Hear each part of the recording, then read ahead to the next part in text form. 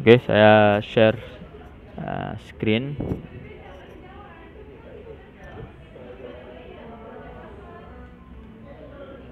Nah,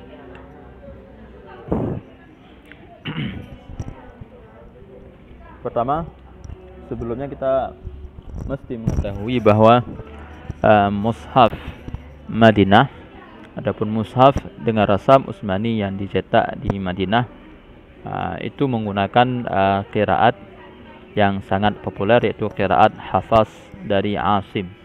Ini qiraat yang paling populer dan bahkan hampir seluruh kaum muslimin membaca Al-Quran dengan menggunakan qiraat Hafs an Asim. Dikatakan bahwa qiraat ini populer dikarenakan dipopulerkan oleh kerajaan Turki Utsmani. Itu pertama, dan juga yang menyebab qiraat ini populer dikarenakan karena memang di antara sekian banyak qiraat yang mutawatir, yang paling bagus di antara yang mutawatir itu adalah qiraat Hafs an Asim. Maka layak qiraat ini menjadi populer, dan bahkan kita di Indonesia mayoritasnya membaca menggunakan qiraat Hafs an Asim. Walaupun tidak memiliki sanad bacaan, tetapi bacaan yang kita pelajari, bacaan yang diwariskan kepada kita membaca dengan menggunakan qiraat Hafs an Asim. Makanya dalam penulisan rasam Utsmani, penulisan mushaf Madinah, menyesuaikan tulisannya dengan qiraat Hafs an Asim. Jadi tanda-tanda bacanya, dhabtul Qur'annya itu disesuaikan dengan tanda baca yang ada pada qiraat Hafs an Asim. Makanya ada sebagian kata-kata, contoh misalkan kemarin yang sudah kita pelajari itu ada huruf zaidah. Huruf zaidah misalkan yang tertera dalam rasam Utsmani cetakan mushaf Madinah, la adbahannahu, itu tertulis bahwa di atas lam alif itu ada alif tambahan yang diberikan kode sifar mustadir di atasnya sebagai tanda bahwa itu merupakan alif tambahan. Sedangkan kata-kata yang lain misalkan la antum, itu ketika kita membuka dalam Al-Quran kita tidak mendapati ada alif tambahan, karena memang dalam bacaan ataupun dalam tulisan yang ditulis itu tidak artinya masih menjadi khilaf apakah itu tambahan ataupun bukan tambahan. Oke, jadi tulisan itu menyesuaikan dengan qiraat Hafs an Asim. Jika kita melihat sanad qiraat Hafs bin Sulaiman bin Mughirah al-Asadi al-Kufi mengambil qiraat daripada Imam Asim bin Abi al-Najud al-Kufi at-Tabi'i, mengambil bacaan sanad qiraat daripada Abu Abdurrahman Abdullah bin Habib as-Sulami dari Utsman bin Affan dan Ali bin Abi Talib dan Zaid bin Sabit dan Ubay bin Ka'ab dari Rasulullah sallallahu alaihi wasallam. Ini terlihat dari sahabatnya itu ada Utsman bin Affan, ada Ali bin Abi Talib, dan juga ada Zaid bin Sabit dan ada Ubay bin Ka'ab. Zaid bin Sabit, Ubay bin Ka'ab, ini di antara beberapa para sahabat yang dikenal sebagai rujukan dalam membaca Al-Quran. Nah, tulisan yang digunakan dalam mushaf Madinah, tulisan rasam bersumber dari ulama rasam yang merujuk kepada mushaf yang dikirim oleh Utsman bin Affan ke Basrah, Kufah, Syam, Makkah dan Madinah, serta mushaf yang menjadi pegangan Utsman bin Affan ketika itu. Juga dijadikan rujukan dalam menyusun bagaimana cara menulis Al-Quran. Yang dijadikan rujukan juga adalah mushaf lain turunan daripada mushaf induk tersebut. Artinya mushaf yang dikirim ke Basrah, Kufah, Syam, Makkah dan Madinah itu disalin oleh orang-orang lain. Artinya dia punya salinan-salinan, punya kopian-kopian yang baik yang dikopi secara resmi ataupun kopian milik koleksi pribadi. Jadi rujukan para ulama, yang pertama mushaf induk yang dikirim oleh Utsman, dan juga rujukannya adalah kepada mushaf kopian daripada mushaf induk tersebut. Sumber utamanya adalah apa yang diriwayatkan oleh Abu Amrin ad-Dani. dan Abu Daud Sulaiman bin Najah. Ini dua tokoh utama dalam bidang ilmu rasam dan ilmu dhabtul Quran, dikenal dengan Syekhani. Kedua mereka dijuluki sebagai Syekhani dalam rasam Utsmani. Jika terjadi perbedaan pendapat antara keduanya, maka diunggulkan pendapat Abu Amrin Ad-Dani, karena Abu Amrin Ad-Dani merupakan guru bagi Abu Daud Sulaiman bin Najah. Nah, di dua ini hubungannya guru dan murid. Jika terjadi perselisihan, maka pendapat gurunya yang diunggulkan. Cara membaca, tadi tulisannya, tadi Al-Quran, yang pertama ada kerangka tulisannya. Kemudian untuk membaca kerangka tulisan, membaca tulisan yang dalam bentuk kerangka tersebut, diperlukan kepada tanda baca. Diperlukan kepada tanda baca. Nah, tanda baca yang ada pada rasam Utsmani ini merujuk kepada ulama-ulama dhabtul Quran, sebagaimana tertera dalam kitab At-Tiraz ala Dhabtil Kharras. At-Tiraz ala Dhabtil Kharras karya Imam At-Tanassi, dengan menggunakan tanda baca yang dicetuskan oleh Khalil bin Ahmad beserta pengikutnya dari ulama-ulama timur. Ini kita kenal, Khalil bin Ahmad merupakan orang yang paling berjasa dalam memberikan tanda baca Al-Quran. Harakat, semua harakat itu merupakan karya Khalil bin Ahmad. Fathah, kasrah, dhammah, serta tanwin, tasydid, hamzah, sukun, itu semua karya Khalil bin Ahmad, beserta pengikutnya dari ulama-ulama timur. Jadi seorang ulama tidak akan populer, tidak akan menjadi terkenal, tidak akan menjadi seorang rujukan kalau seandainya tidak diperjuangkan oleh murid-muridnya. Artinya tidak ada murid yang banyak yang menyebarkan apa yang beliau temukan. Ya, yang berbeda dengan tanda baca ulama Andalusia ataupun bagian barat. Ini barat ini bukan barat Eropa, tetapi barat daripada kekuasaan Islam ketika itu. Berarti termasuk yang bagian-bagian Maroko, dan yang paling besar perannya adalah ulama-ulama yang ada di Andalusia. Andalusia. Jumlah ayat. Kemudian jumlah ayat perlu kita ketahui juga. Jumlah ayat dalam Al-Quran itu 6.236. Sepakat para ulama itu 6.200. Khilafnya itu hanya pada puluhan. 36 ini 36, ada yang mengatakan 36, ada 30, 22, 23. Ini yang khilafnya di sini. Tapi dalam penulisan mushaf Madinah ataupun rasam Utsmani, yang dijadikan pedoman adalah jumlah ayat. Ketika kita hitung satu per surat, maka jumlah ayatnya adalah 6.236. Ini merupakan penjumlahan ulama-ulama Kufah, yang sumber pertamanya daripada Abu Abdurrahman Abdullah bin Habib As-Sulami dari Ali bin Abi Talib. Penjumlahan ini disebutkan oleh Imam Asy-Syatibi dalam kitab Nazimah Az-Zuhur. Nazimatuz Zuhur. Ini jumlah ayat itu ada khilaf berapa jumlahnya. Jumlah ayat itu menjadi khilaf, tapi ayat Al-Quran tidak ada yang dikhilafkan. Ya, jumlah ayat itu memang khilaf, tapi keseluruhan lafaz adapun bunyi Al-Quran itu tidak ada yang dikhilafkan. Kenapa terjadi perbedaan jumlah ayat? Karena terjadi perbedaan dalam meletakkan nomor ayat.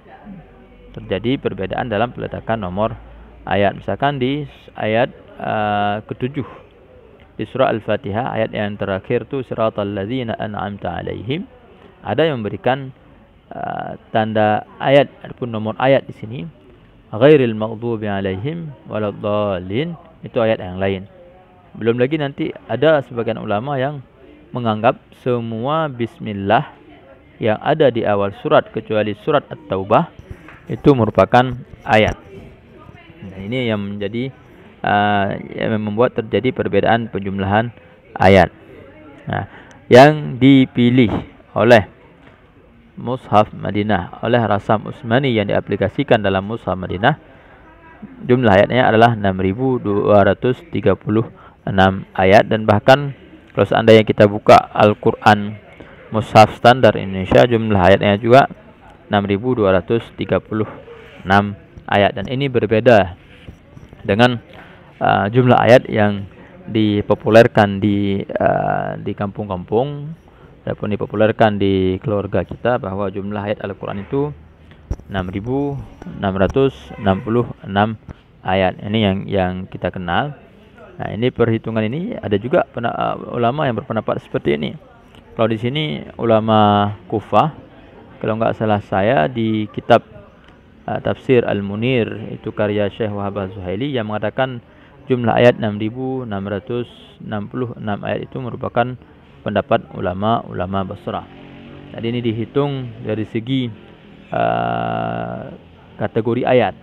Ayat tentang ini jumlahnya sekian, ayat tentang ini jumlahnya sekian. Jadi ketika dijumlahkan semuanya, maka jumlahnya mencapai 6.666 ayat.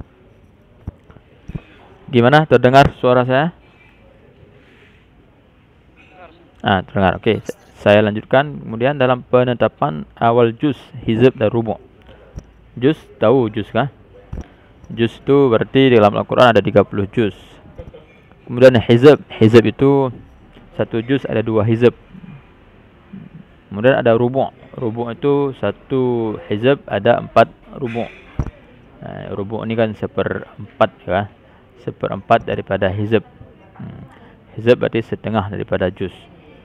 Nah, dalam penentuan posisi awal juz, posisi awal hizb ataupun posisi awal rubu' bersumber dari kitab Ghaisun Naf'i karya Imam As-Safaqusi dan kitab Nazimatuz Zuhur karya Imam Asy-Syatibi dan kitab Tahqiqul Bayan karya Syekh Muhammad Al-Mutawalli dan Irsyadul Qura wal Katibin karya Abu Abid Ridwan Al-Mukhallilati. Ini jadi kenapa misalkan awal juznya terkadang kita lihat agak sedikit berbeda kan, berbeda sebenarnya. Cuma peletakan tempatnya, peletakan tandanya agak berbeda di antara mushaf Madinah dengan mushaf standar Indonesia. Contoh misalkan di juz berapa? Juz Surah Yasin juz 23. Dia punya juz 23 itu berbeda. Kemudian tempat turun surat, penentuan Makkiyah dan Madaniyah. Ini juga antum sudah mempelajari bahwa Makkiyah dan Madaniyah penentuannya itu tergantung siapa yang banyak. Kalau seandainya dalam surat itu kebanyakan surat ayat yang diturunkan di Makkah ataupun ayat yang Makkiyah, maka surat tersebut dikategorikan Makkiyah walaupun masih ada dalamnya beberapa ayat yang diturunkan di Madinah. Begitu juga misalkan kebanyakan ayat dalam surat tersebut diturunkan di Madinah ataupun Madaniyah, maka surat tersebut dikategorikan surat Madaniyah walaupun ada sebagian ayatnya yang diturunkan di Makkah. Nah, sumbernya dari mana? Sumbernya yang pertama dari kitab Abul Qasim Umar bin Muhammad bin Abdul Kahfi dan kitab-kitab qiraat dan tafsir. Dia merujuk ke situ. Kemudian dalam hal wakaf dan tanda-tandanya, ini wakaf berhenti dan tanda-tandanya bersumber pada kesepakatan musyawarah dalam penentuan tempat-tempat wakaf yang tidak terlepas daripada ucapan para imam dan ulama tafsir serta ulama wakaf dan ibtida'. Nah, ini nanti di ujung daripada tulisan ini ada beberapa jenis wakaf. Nah, ini wakaf ini ditentukan, yang pertama ditentukan oleh musyawarah ataupun rapat para ulama-ulama Quran dalam menentukan di mana posisi wakaf yang cocok. Di penentuan ini tidak terlepas daripada aqwal al-ulama, daripada ucapan perkataan para imam dan ulama-ulama tafsir beserta ulama wakaf dan ibtida'. Karena Nabi ketika membaca Al-Quran membaca, kemudian berhenti, kemudian melanjutkan. Ada ketika menganggap ketika Nabi berhenti itu sebagai sebuah ayat. Ada yang mengatakan, ada yang menganggap Nabi berhenti itu sebagai tanda boleh wakaf, sebagai tanda boleh wakaf. Nanti ke depan akan ada pembahasan khusus tentang jenis-jenis wakaf yang ada pada Al-Quran. Kemudian ada ayat sajadah. Nah, penentuan ayat-ayat sajadah ini bersumber pada kitab-kitab fikih dan hadis. Bersumber pada kitab-kitab fikih dan hadis. Jika hadis berkata di sini adalah ayatus sajadah, maka diberikan kode dengan kode, nanti ke depan ada kodenya. Ada saktah, kemudian ada saktah. Saktah, penentuan posisi saktah menurut qiraat Hafaz dari jalur Syatibiyah dan para pensyarahnya. Ini posisi saktah dalam rasam Utsmani itu mengikuti di mana saja letak saktah yang ada pada qiraat Hafaz an Asim. Kemudian coba diperhatikan lagi di istilah-istilah dalam rasam Utsmani. Nah, ini ada istilah-istilah. Ada sifar mustadir. Ada sifar mustadir. Sifar mustadir ini bentuknya begini. Dia bulat kecil. Bulatan kecil di atas huruf illah. Huruf illah berarti ini wa dan ya, alif, waw dan ya. Sebagai penunjuk bahawa huruf tersebut zaidah. Jadi jika ada sifar mustadir ini, maka huruf di bawahnya itu adalah huruf tambahan, huruf zaidah yang terlihat dalam tulisan tapi tidak terbaca, yang tidak diucapkan baik ketika dibaca atau ketika diwakafkan. Ini dinamakan dengan sifar mustadir. Sifar mustadir. Kemudian yang kedua ada sifar mustatil qaim. Sifrul mustatir al-qaim. Al-mustatil al-qaim. Ini bentuknya begini, dia berbeda dengan di atas. Kalau yang ini agak lebih lonjong, agak lonjong. Kalau di atas bulat. Kalau ini lonjong. Tanda lonjong di atas alif sebelum huruf yang berharakat. Sebelum huruf yang berharakat sebagai penunjuk bahawa dia merupakan huruf zaidah yang tidak dibaca ketika bacaan dilanjutkan, tapi terbaca ketika diwakafkan. Ini contohnya pada misalkan kata-kata ana dalam Al-Quran, itu biasanya di atas alif itu ada ini, ada sifar al-mustatil al-qaim. Jadi kata ana itu ketika bacaan kita berlanjut, maka tidak terbaca. Artinya tidak dibaca mad tabi'i, tetapi dibaca dengan bacaan biasa. Tapi ketika kita wakafkan di ana, maka alif itu berfungsi sebagai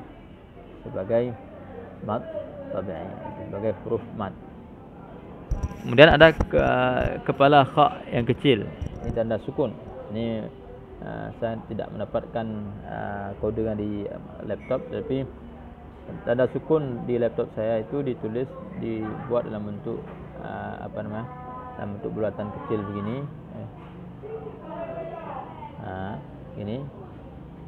Tapi yang dimaksud yang saya tulis di sini adalah tanda sukun yang bersumber daripada kha, tulisan kha. Jadi dia tanda sukun begini, tanda sukunnya mungkin begini. Nampak kan? Alaikum, ini tanda sukun sama seperti kepala kha. Nampak tulisannya? Okey.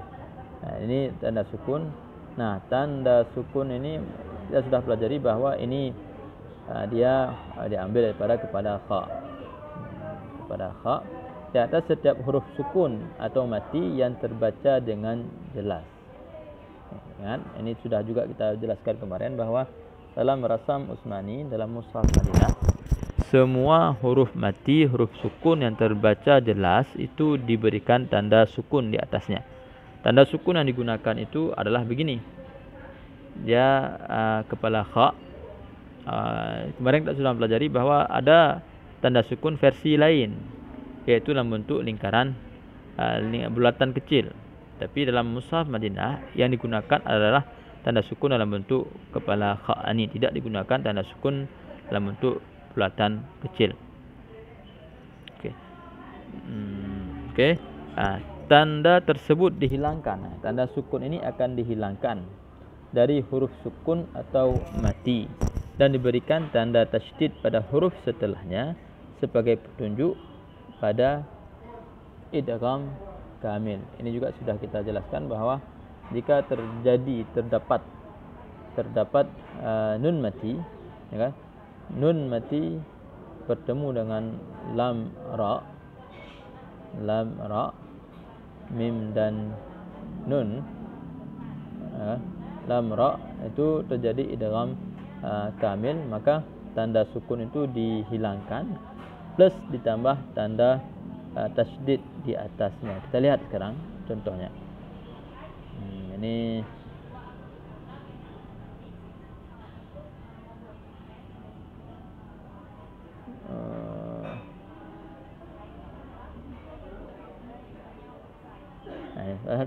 wa nudkhilkum mudkhala. Ini juga idgham kamil.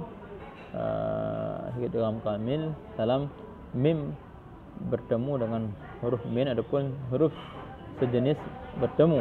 Huruf pertama sukun, yang kedua berharakat. Ini mim di sini tidak diberikan tanda sukun, tapi di depannya diberikan tanda tasydid. Ini sebagai kode bahwa di sini terbaca bacaan idgham kamil. Idgham kamil berarti kita mencoba memasukkan sesempurna mungkin huruf yang disukunkan itu kepada huruf di depan.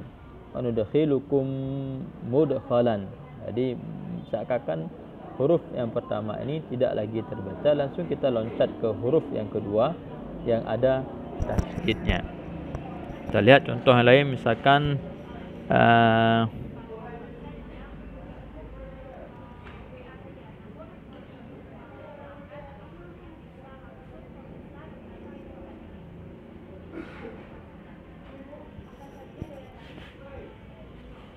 ini tidak ada contoh yang lain.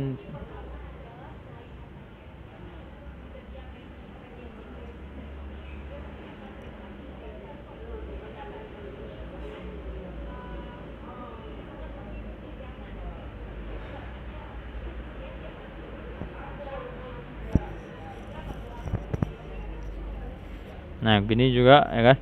Hakaman min ahlihi. Hakaman tanwin kan nun sukun ya. Setelahnya itu ada tasydid, maka ini juga idgham kamil.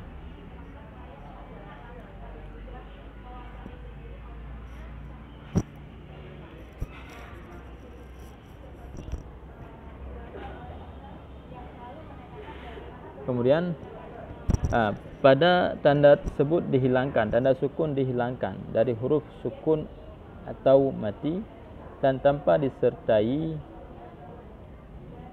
tasydid pada huruf setelahnya sebagai petunjuk pada idgham naqis atau ikhfa. Dan ini contohnya bisa kita lihat di sini, misalkan nun di sini tidak diberikan tanda sukun dan di depannya itu tidak diberikan tanda tasydid. Itu artinya di sini terjadi hukum nun mati bertemu dengan huruf hijaiyah antara dua, apakah dia itu ikhfa ataupun dia itu idgham naqis. Berarti kan ini sebagai kode min ya kan, min amwalihim.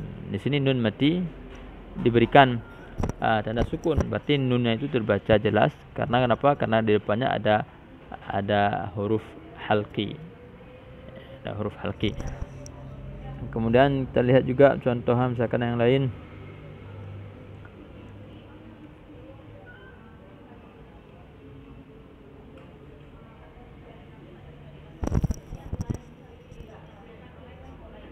Nah, di sini ihsana wa bidzil qurba. Ini tanwin bertemu dengan waw, tidak diberikan tasydid, berarti ini tandanya idgham naqis. Min fadlin mati bertemu dengan fa, tidak diberikan tanda sukun dan juga tidak ada tanda tasydid, berarti ini idgham naqis, baik hukumnya itu hukum ikhfa ataupun idgham.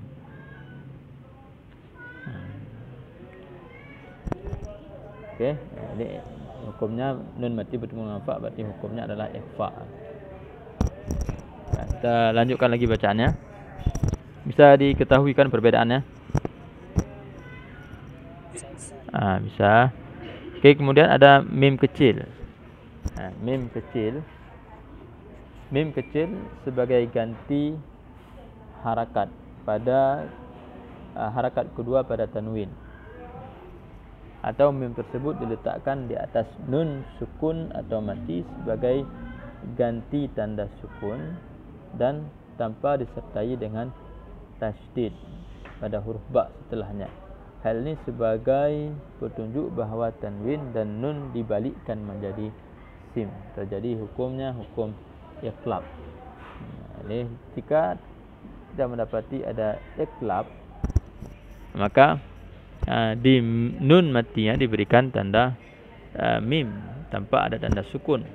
Jika ya terjadi iqlab pada tanwin, maka tanwin itu diganti dengan huruf mim. Artinya cuma satu kali diberikan harakat. Harakat yang kedua itu diberikan dalam bentuk huruf mim. Ini kita lihat ada enggak contoh di sini?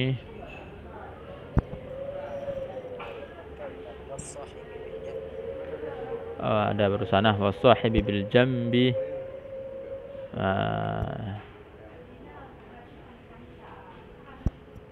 Ini ada nih ya kan. Wasahibi bil jambi. Ini kan nun mati tidak diberikan tanda sukun tetapi diberikan huruf mim di atasnya. Okey, jelas. Kemudian pada harakat ya kan, harakat ada dua bentuk pemberian harakat, ada tarkib, ada itba. Ini juga sudah pernah kita jelaskan, ada tarkib, ada itba. Tarkib itu harakat yang saling berdempetan, kan, saling berdempetan, tidak terjadi pisah. Contoh di sini yang tarkib, dan yang kedua ada itba. Itba itu terpisah sedikit, misalkan di sini ihsana. Ihsana antara garis pertama dan garis kedua itu tidak sejajar. Ini dinamakan dengan itba. Jika dia tarkib, maka bentuknya seperti ini. Bentuknya seperti ini, artinya dia sejajar. Harakat dua harakat itu sejajar. Berbeda dengan begini, ini kan berbeda, bentuknya berbeda. Ini dinamakan dengan itba, sedangkan yang kedua dinamakan dengan tarkib. Apa bedanya? Bedanya yang begini yang ditulis secara tarkib sebagai petunjuk bahawa tanwin dibaca dengan jelas. Fakhuran. Kenapa? Karena dia di depannya bertemu dengan ini, bertemu dengan huruf yang bisa yang diizharkan. Kalau di sini berarti dia bertemu dengan hamzah wasal, nun mati, bertemu dengan huruf mati lagi di depannya, maka berharakat kasrah, berharakat nun sukunnya. Fakhuranil ladzi, fakhuranil ladzi, karena tidak mungkin terjadi iltiqa as-sakinain, bertemu dua huruf sukun, maka salah satunya itu diberikan harakat kasrah. Ini juga di sini kan azaban, karena ini ditulis terpisah, harakatnya terpisah, maka ini dinamakan dengan itba. Apa fungsi itba? Apa fungsi harakat ditulis secara itba? Sebagai petunjuk bahawa dibaca secara idgham kamil jika ada tasydid di depannya. Ini kan ditulis secara itba, kemudian di depannya itu ada tasydid, maka dibaca dengan bacaan idgham kamil. Idgham kamil apa maksudnya? Idgham yang huruf pertamanya itu tidak terbaca lagi. Dia langsung dimasukkan hampir 100% kepada huruf setelahnya. Jadi azaban itu ada nun, karena tanwin merupakan nunun sakinatun fi akhiril lafzi lafzan la kitabatan. Kan nun sukun itu tidak lagi terbaca, yang terbaca adalah langsung mim. Azabam muhina. Ini kalau seandainya ada tasydid maka dinamakan dengan idgham kamil. Jika tidak ada tasydid maka dia adalah idgham naqis. Ini lihat harakat ditulis dengan model itba, di depannya tidak ada tasydid, maka ini adalah idgham naqis. Ini yang kita lihat tadi adalah untuk fathatain ya. Untuk kasrah juga kasratain juga seperti itu. Untuk dhammatain juga seperti itu. Yang sedikit berbeda pada dhammah. Dhammah sini ada contoh enggak dhammah? Kita lihat ada contohnya.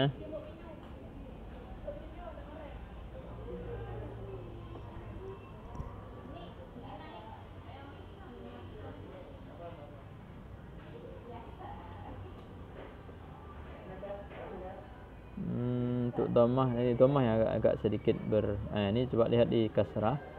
Kasrah ini itba, artinya dua kasratain tidak sejajar, maka dinamakan dengan itba.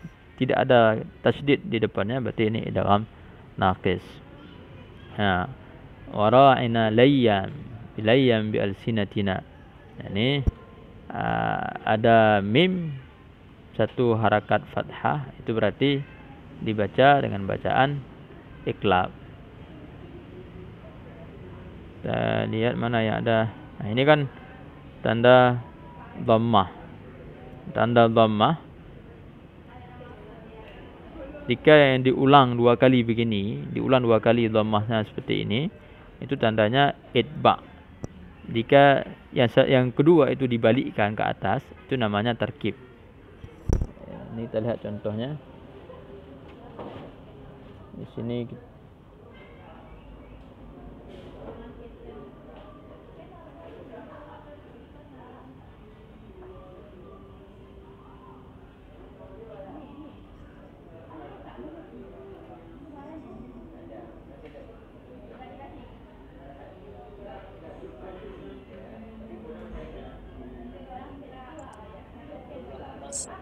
ada nampak halaman ayat berapa?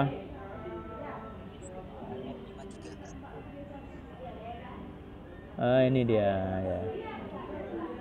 Ini dia namanya tarkib. Itba. Ini namanya itba karena ditulis dua kali dengan bentuk yang sama. Ini dinamakan dengan itba. Di depannya itu ada tasydid, berarti ini idgham kamil. Am lahum nasibun minal mulki. Satu lagi yang kita lihat adalah yang ditulis secara tarkib. Coba diperhatikan mana. Ini juga ditulis secara itba. Ada tasydid di depannya, berarti idgham kamil.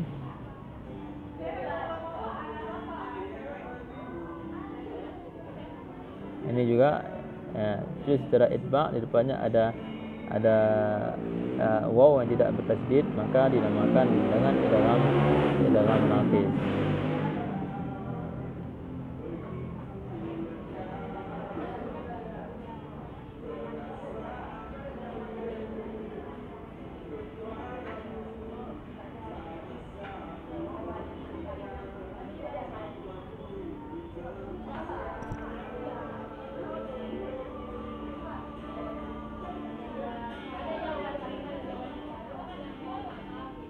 Ini juga itba.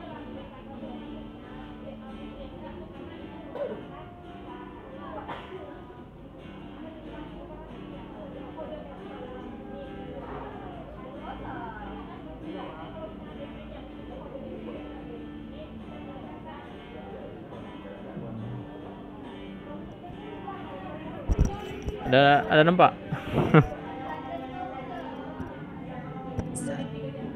Gimana? Ayat berapa? Belum, Ustaz. Belum kan? Belum nampak kan? Ini juga itba juga.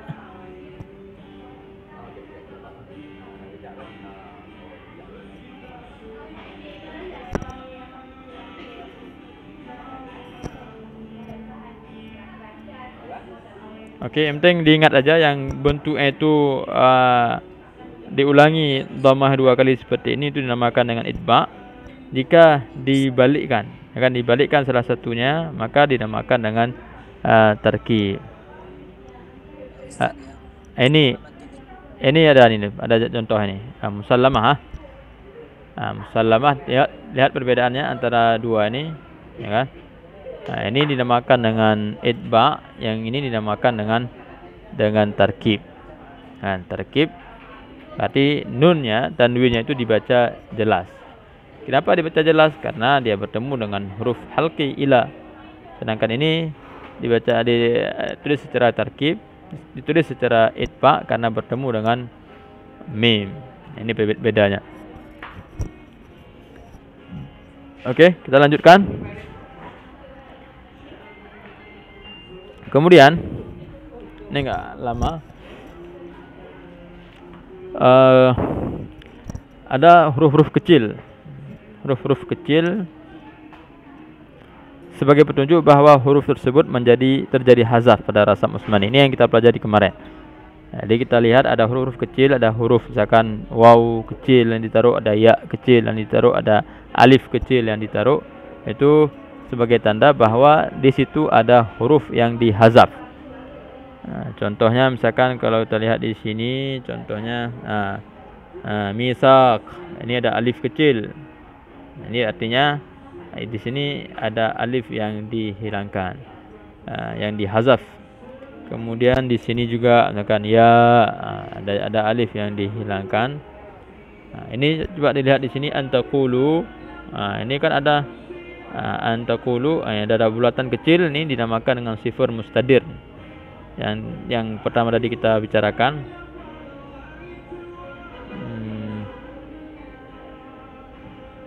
Ini juga sifar mustadir. Sifar mustadir itu mudah kita dapati, dan hampir setiap alif yang terletak setelah wawul jamaah itu diberikan sifar mustadir.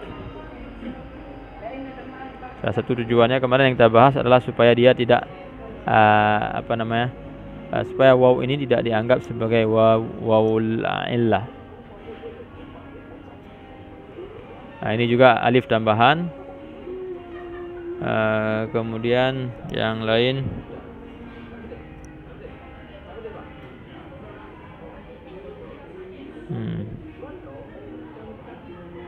nah ini juga ada alif dayak tambahan. Ini berarti dia itu dibaca ya-nya. Oke, kita lanjut lagi. Dulu para ulama dhabt Quran menulis huruf-huruf kecil itu, huruf-huruf tersebut yang terjadi hazaf ini dengan tinta merah. Artinya dulu misalkan ya di sini, ini tidak ditulis dalam bentuk kecil, tapi ditulis dalam bentuk ya besar juga, sama dengan tulisan sebelumnya, tapi dengan warna yang berbeda, yaitu warna merah, dengan ukuran yang sama seperti ukuran rasam. Hal ini menyusahkan percetakan, ya, tapi dulu kan pada percetakan agak susah. Ketika mencetak beda-beda warna, agak susah bagi percetakan untuk mencetak, sehingga dibuatlah ya dalam bentuk kecil dengan warna sama seperti warna tulisan. Warna sama seperti warna tulisan. Sehingga para ulama memilih untuk mengecilkannya. Jika huruf yang dihazaf diganti dengan huruf lain, maka bacaannya mengikuti huruf yang dihazaf tersebut. Ini contoh misalkan pada kata-kata as-salatu, az-zakatu. Jadi alifnya itu kan dihazaf, diganti dengan waw. Tapi walaupun tertulis adalah waw, yang dibaca adalah tetap bacaan alif, maka diberikan alif di atas waw tersebut. Oke. Kemudian ada tanda mat. Tanda mat dalam bentuk pedang. Tanda mat dalam bentuk pedang, khusus pada mat yang dipanjangkan di atas mat tabi'i. Artinya mat yang bacaan panjangnya itu di atas mat tabi'i, maka diberikan tanda pedang di atasnya. Kemudian ada bulatan yang berisi ini.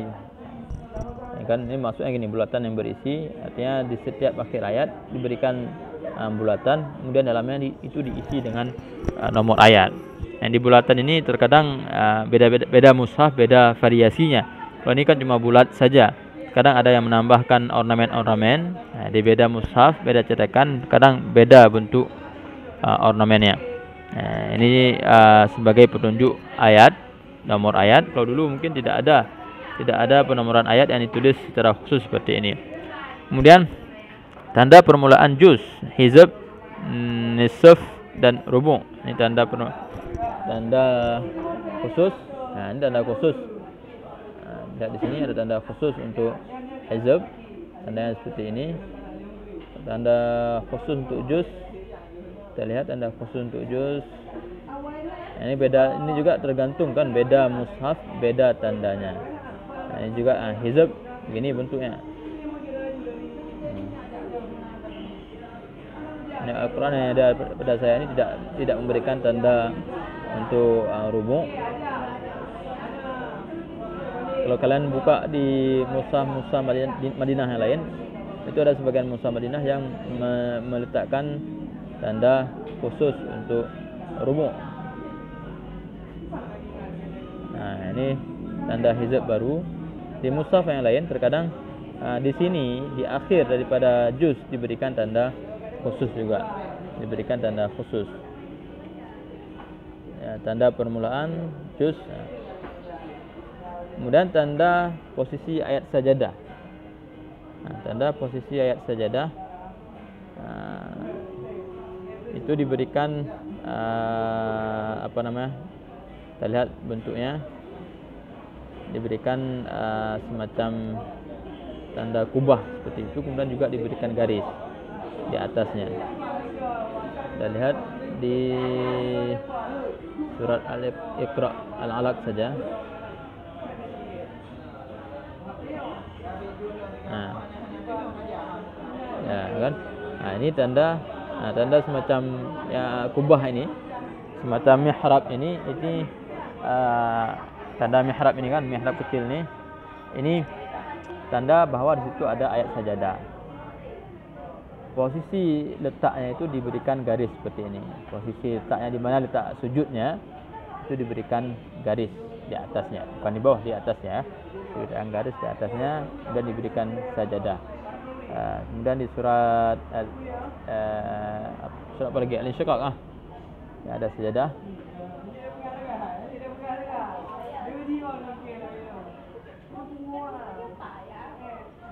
Nah, kan ada mihrab kecil dan juga ada garis di atasnya. La yasjudun, itu merupakan posisi sajadahnya. Kemudian tanda imalah. Nah, tanda imalah di surat apa? Masih ingat di surat apa imalah? Surah Hud ayat 41. Surah Hud ayat 41. Kita lihat bagaimana bentuk kode yang diberikan di mushaf Madinah. Hud ayat 41.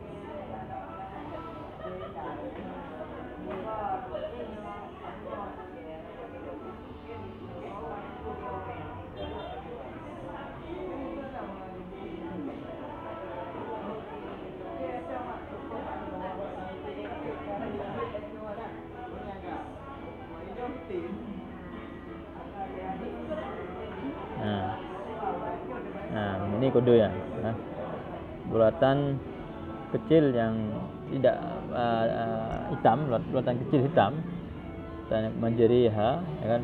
Bismillahi majriha wa mursaha, ini tanda imalah. bulatan hitam. Kemudian tanda ismam. Ismam di surat apa? Yusuf, Ustaz. Yusuf ayat 15. Yusuf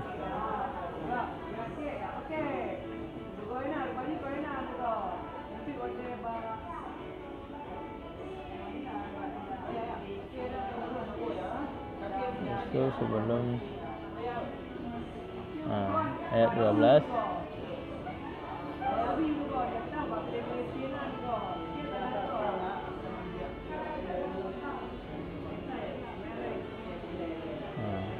Nih sama juga kan, bulatan kecil, bulatan kecil berwarna hitam.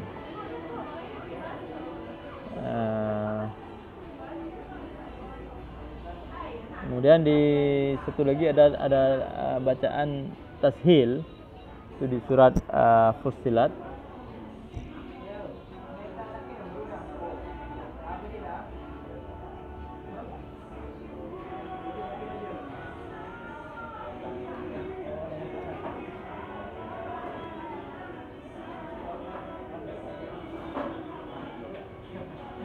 Tashil Ajami wa Arabi itu di ayat berapa? Ayat surat Fussilat ayat 41 kalau nggak salah saya.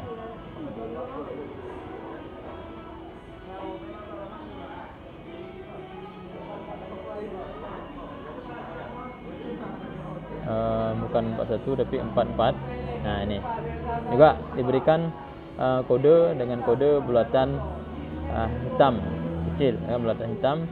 Ini juga berarti sebagai tanda tashil baina dibaca hamzah pertama dibaca jelas tahqiq, hamzah kedua dibaca antara alif dan fathah, kan? Antara alif dan fathah, a'jami wa arabi. Kemudian di saktah itu diberikan tanda huruf sin. Kita lihat saktah di surat berapa kali saktah disebutkan dalam Al-Quran?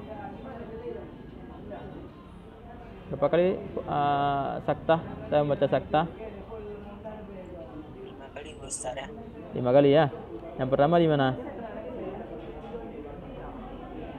Pertama di surat Kahfi, Ustaz ya. Al-Kahfi pertama. Yang kedua di surat Yasin ada 1. Kahfi 1, Yasin 1, ketiga Yasin. Terus Kahfi, Yasin, terus Qiyamah. Al-Qiyamah. Ini Al-Qiyamah. Kita lihat Al-Qiyamah dulu. Al-Qiyamah. Diberikan tanda sin, kan? Wa qila man raq. Diberikan tanda sin. Sin ini artinya yaitu dibaca sakta. Ini juga saktatun latifatun ala nun. Kemudian di surat apa lagi? Di surat Yasin, Ustaz. Yasin sekali, Kahfi sekali, Qiyamah sekali. Yang barusan kita lihat adalah di surat Al-Qiyamah. Yang keempat di mana? Mutaffifin. Di surat Al-Mutaffifin kita lihat itu sakta juga diberikan kode dengan ini sin ya. Sin. Berarti satu kali lagi di mana? 4 kali berarti ya. Nah, ini berarti sin ini sebagai tanda satu kali lagi di mana posisinya? Kahfi sekali, Yasin sekali, Qiyamah sekali. Kemudian di Mutaffifin sekali. Sekali lagi.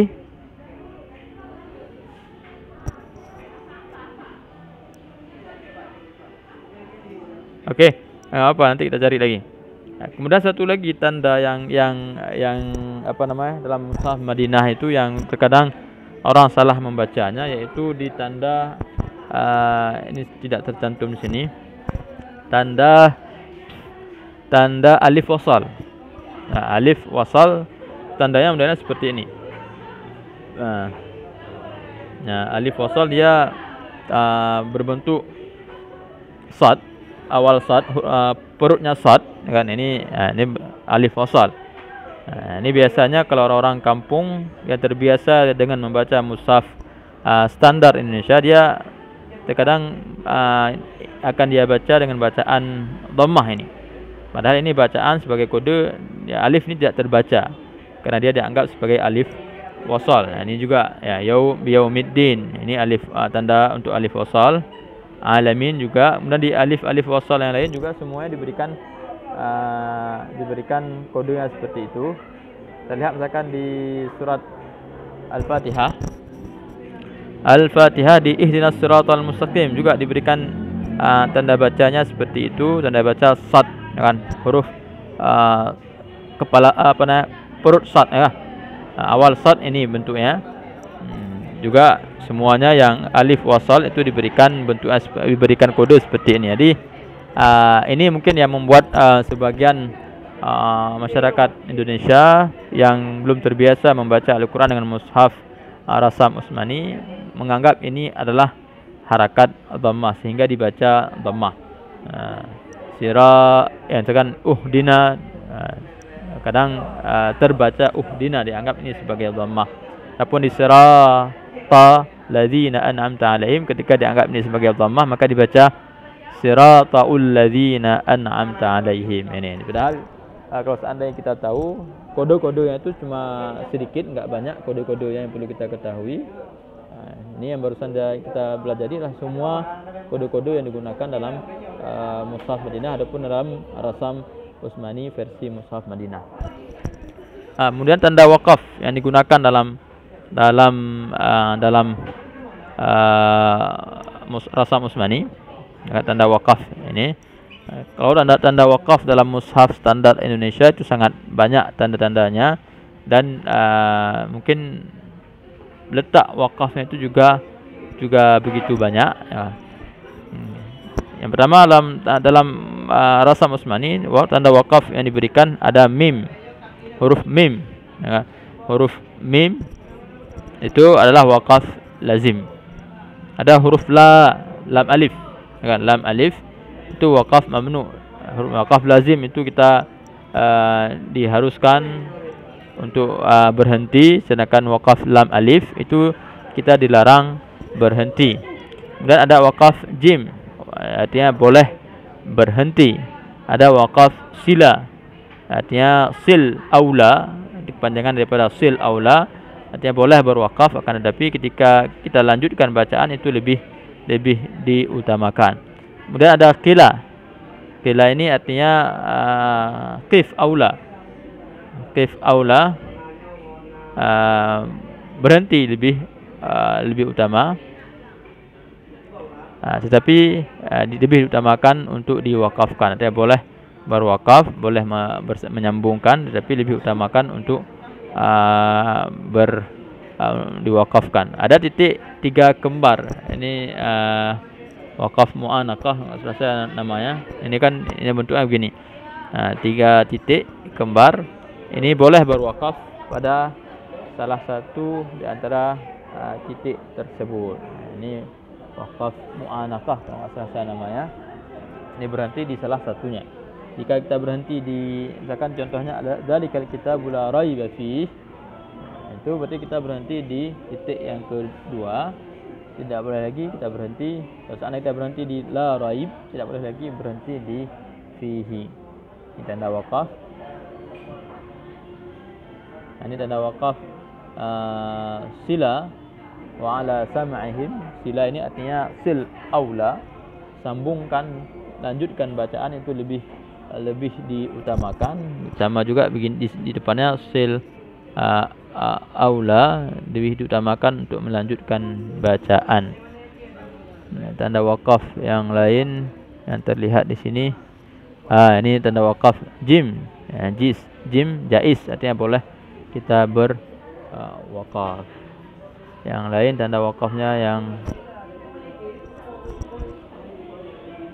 ini jim juga, ini sil aula. Oke, Sampai sini ada yang ingin bertanya? Kita masih banyak sisa waktu.